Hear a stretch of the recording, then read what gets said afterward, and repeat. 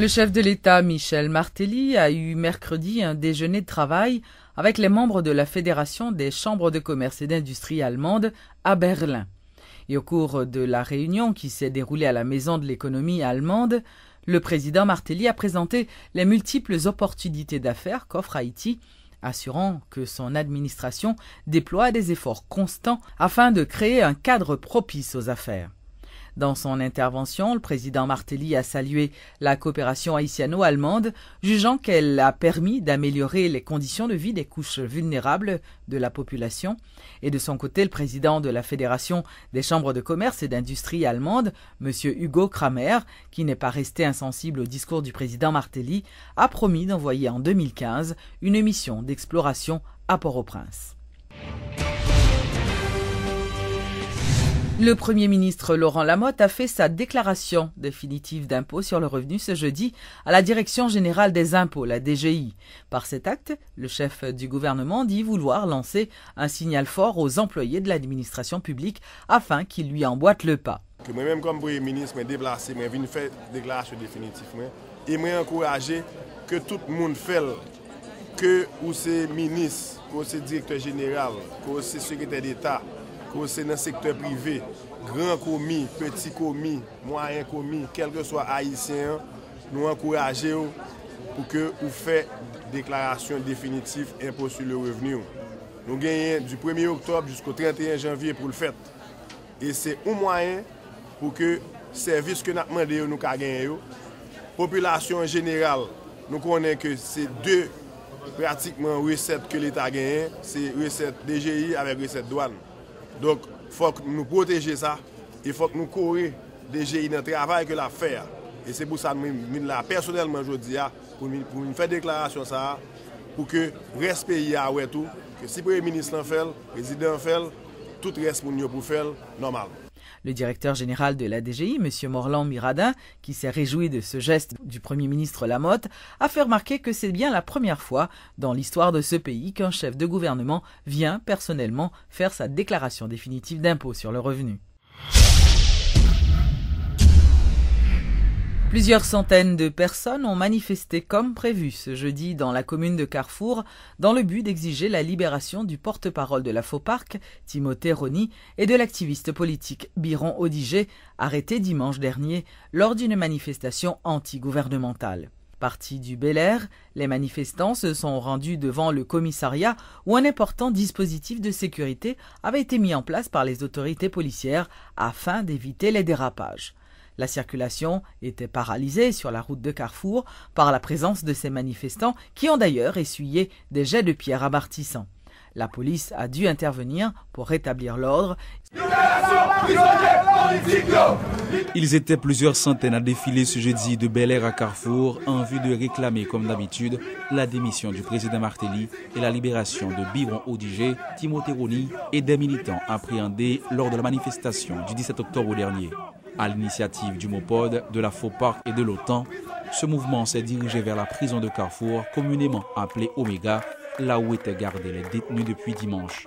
Cependant, grande allait être la surprise des manifestants et des organisateurs en apprenant un peu avant le lancement de la manifestation que les détenus avaient été transférés, l'un à Croix-des-Bouquets et l'autre à l'Arcaillé.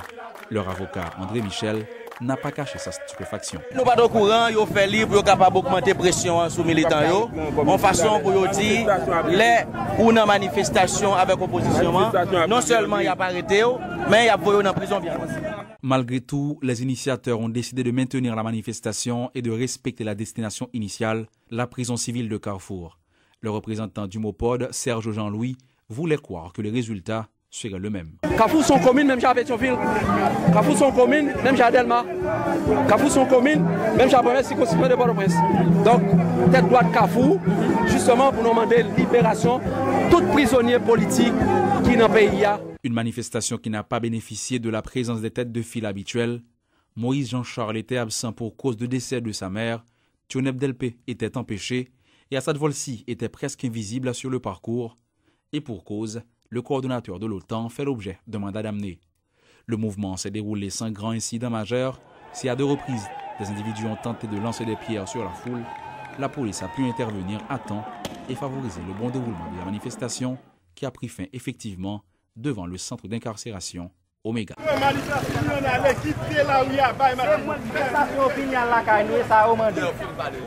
Notons que selon les dernières informations dont nous disposons, les 2 hommes ne seraient plus incarcérés à Carrefour, ils auraient été transférés au centre carcéral de la ville d'Arcahaie, situé à plusieurs kilomètres de la capitale. Le dossier de Timothée Rony et de Biron Odigé, arrêté dimanche dernier, a été transféré au cabinet d'instruction. C'est ce qu'a confirmé le doyen du tribunal de première instance de Port-au-Prince, Jean-Michel Raymond. Dans une interview accordée à Radio Métropole, le doyen Raymond n'a toutefois pas révélé le nom du juge en charge de cette affaire. Ça, c'est une question qui fait partie de l'administration. Moi, j'ai plusieurs juges, le dossier est distribué à un magistrat. Par voie de conséquence, M. Saoki, dans prison, il y a un avocat, c'est l'avocat qui peut aller dans le greffe là, et le greffe là lui-même a dit voilà, mais qui magistrat qui saisit des dossiers. Mais moi-même, en tant qu'administrateur, en tant que doyen, je ne peux pas déballer sur place publique en question qui est purement administrative. Parmi tous les autres dossiers qui viennent, les distribuer. Et par voie de conséquence, avocat Mounsayo, il va aller dans le greffe là, il va s'y d'abord. Et d'ailleurs, il va chemin, il va aller enquérir d'informations. C'est eux-mêmes qui a dit dans la presse. Moi-même, en tant qu'administrateur, je n'ai pas obligation pour me dire, dans le micro, dans la caméra, c'est juge X ou bien Y qui a prêté dossier ça. Désormais, les hôtels en Haïti sont classifiés. L'annonce a été faite ce jeudi par des responsables du ministère du Tourisme. Ces établissements porteront la marque du prestigieux label Hibiscus sur leur façade pour remplacer la traditionnelle étoile qui permet de cataloguer les établissements hôteliers selon la qualité des services offerts.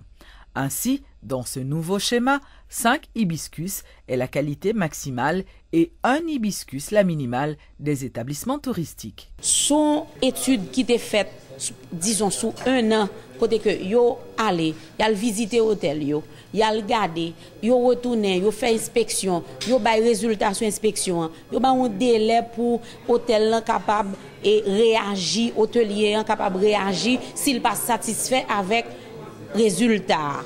Et c'était des bails très tangibles, très clairs, assez transparents pour tout le monde. Et que je dis, tout hôtelier ça yo, eh ben yo vient nous recevoir fruit travail qui c'est panneau soa. Et panneau soa, souvle son élément qui pral servir de sécurité ni pour moun qui consommer l'hôtel là, ni pour propriétaire là, pour investisseur. Parce que le visiteur vient dans l'hôtel là, il connaît le vient dans l'hôtel 4 hibiscus, 5 hibiscus, 2 hibiscus, 1 hibiscus, donc il y a une attente de qui ça l'a joindre dans chaque hôtel ça.